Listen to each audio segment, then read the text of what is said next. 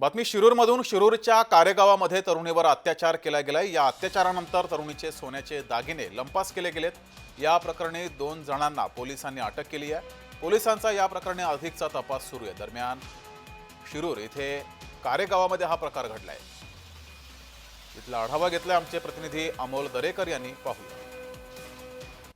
स्वारगेट अत्याचाराचं प्रकरण ताजं असतानाच आता शिरूर तालुक्यातील कारेगाव या ठिकाणी परप्रांतीय मुलीला या ठिकाणी सामूहिक बलात्कार केल्याची घटना समोर आलेली आहे. आपण पाहू शकताय की याच कारेगाव परिसरातील मोकळ्या रानावरच्या उंच टेकडीवरती आपण पाहतोय या मुलीला तिच्या नातेवाईकासोबत असताना अश्लील कृत्य करत चित्रीकरण करण्याचं काम 2 आरोपींनी केलेला आणि याच ठिकाणी तिच्यावरती अत्याचार केल्याची घटना या ठिकाणी आपण पाहतोय. अतिशय भरवस्तीच्या जवळ असणाऱ्या या निर्जन ठिकाणी असणाऱ्या जागेवरती त्या मुलीवरती अत्याचार करण्याची घटना घडलेली आहे. आरोपी अमोल पोटे आणि किशोर काळे असे या आरोपींची नावं आहे. या ठिकाणी पोलिसांनी त्यांची यंत्रणा लावत लवकरच त्यांना अटक केलं.